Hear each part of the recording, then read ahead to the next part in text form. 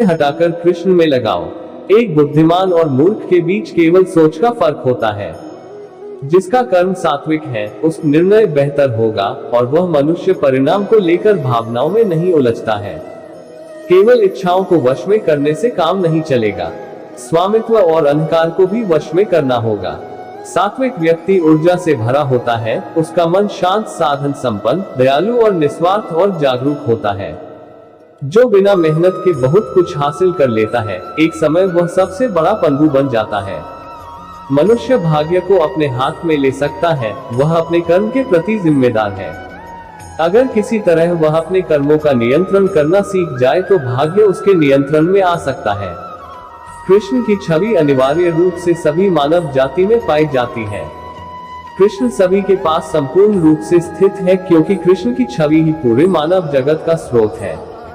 सुख तीन प्रकार एक होते हैं: निरंतर प्रयास से मिलने वाला सुख, इंद्रियों से मिलने वाला सुख, तामसिक सुख। गीता स्वयं के भीतर का युद्ध है, जहां आत्म निपुणता के लिए संघर्ष किया जाता है।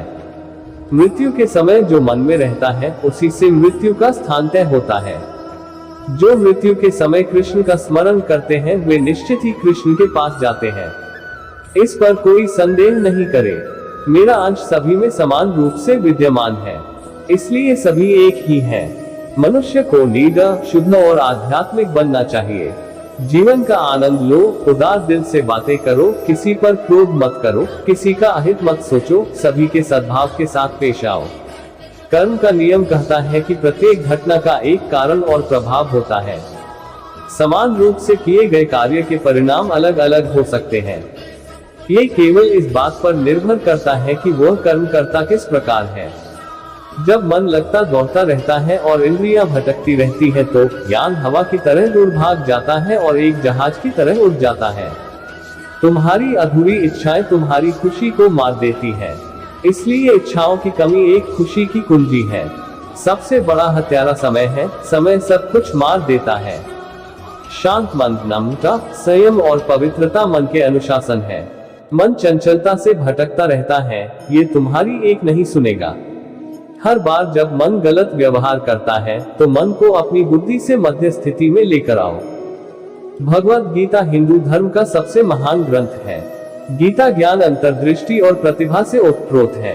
वह काम जिसकी शुरुआत किसी अच्छे उद्देश्य के लिए की गई हो, उसका अंत कभी बुरा नहीं होता है।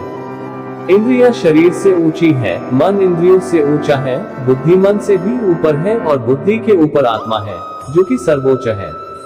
जो मनुष्य आत्मा को जान लेता है, वह सब कुछ जान लेता है।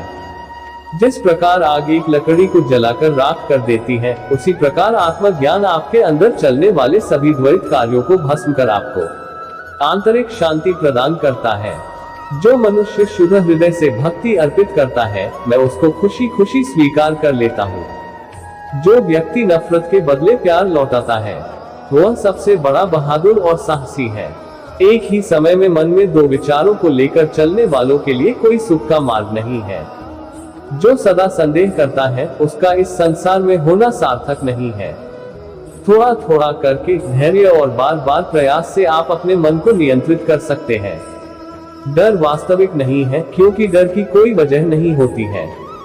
जिसको तुमने वजह मान लिया, वह निरर्थक है। मनुष्य स्वयं अपना मित्र है और शत्रु भी स्वयं ही है। प्रयास कभी बेकार नहीं जाता है, न कभी असफलता होती है। एक छोटा कदम भी इंसान को आध्यात्मिकता के मार्ग पर आगे बढ़ाता है। कृष्ण ज्ञान है, केवल वही ज्ञान की वस्तु है और वही ज्ञान का लक्ष्य है।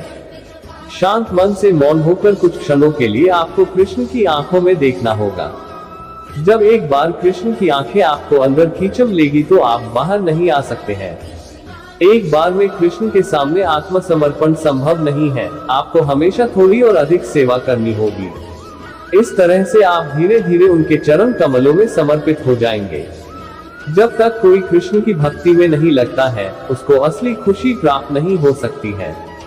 जब जब तुमको लगे कि दुनिया ने तुमको ठुकराया है, तुम मेरी शरण में चले आना, मैं हमेशा भक्तों के इंतजार में रहता हूँ।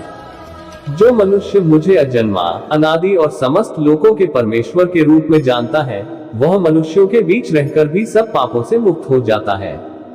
भगवान श्री कृष्ण प्रेम के परम अवतार हैं, जो सर्वश्रेष्ठ हैं। मैं तुम्हारे 100 शब्द सुनने के लिए तैयार हूँ, लेकिन अगर तुमने मेरे मासूम भक्तों के साथ खिलवाड़ किया तो तुमको कभी माफ नहीं करूंगा। आप केवल कृष्ण पर भरोसा कर लो, अंत में कृष्ण निश्चित रूप से सब कुछ हल कर देंगे, इस तरह जैसे आपने कल्पना भी नहीं की होगी। बिना किसी वजह कृष्ण के बारे में सोचो, आपका हृदय स्वाभाविक रूप से शांत हो जाएगा। कृष्ण की सेवा करने के अलावा आपको ब्रह्मांड में सभी खुशी और प्यार देना चाहिए। अपनी माँ की सेवा कीजिए, माँ परमेश्वर के प्रेम की प्रतिमूर्ति है। तुम सब कुछ त्याग कर मेरे सामने समर्पण कर दो, मैं तुम्हें सभी पापों से मुक्त कर दूंगा। जो मनुष्य इस दुनिया में क्रोध और इच्छाओं का सामना करने के लिए सक्षम रहता है, वह अपना शरीर त्यागने से पहले योगी है, वही सच्चा सुखी इंसान है। तुम केवल मुझे जान लो, तुम्हें कई जन्मों का सच्चा ज्ञान प्राप्त हो जाएगा। मैं हमेशा तुम्हारी सहायता के लिए खड़ा रहता हूँ, लेकिन जब तक तुम मुझको पुकारोगे नहीं, मैं तुम्हारी सहायता नहीं करूंगा। जो निरंतर योगाभ्यास करता है, जिसका मन किसी और चीज के बारे में नहीं सोचता, निरंतर मेरा ध्यान करता है, वह परम दिव्य पुरुष को प्राप्त करता है। निस्वार्थ प्रेम से मेरी सेवा करने से पुरुष या स्त्री गुणों से परे हो जाते हैं। ऐसा व्यक्ति ब्रह्म को जानने के योग्य है। न यजमान और न ही महर्षि मेरी उत्पत्ति का कारण जानते हैं, उनका निर्माण भी मुझसे ही संभव है। मेरी शरण में बैठे योगी को चाहिए कि मन को एकाग्र कर समस्त विचारों और क्रियाओं को नियंत्रित कर मन को शुद्ध करने का प्रयास करे। मन के भ्रमित होने पर तर्क नष्ट हो जाता है। जब तर्क नष्ट हो जाता है तो मनुष्य नीचे गिर जाता है। ये सच है कि मैं एक ही समय में हर प्राणी में मौजूद हूँ। जिसमें किसी प्रकार की आसक्ति नहीं है, वह निश्चित ही दूसरों से प्रेम कर सकता है, क्योंकि उसका प्रेम शुद्ध और दिव्य है। शांति से सभी दुखों का नाश हो जाता है। ऐसे शांत चित्त व्यक्ति की बुद्धि पुनर्तः स्थिर हो जाती है। बिना विचार किए अज्ञानी लोग अपने लाभ के लिए काम करते हैं, बुद्धिमान लोग पृथ्वी के कल्याण के लिए काम करते हैं। जिस प्रकार धूल एक दर्पण को ढक लेती है, उसी प्रकार क्रोध बुद्धि को अस्पष्ट कर देती है।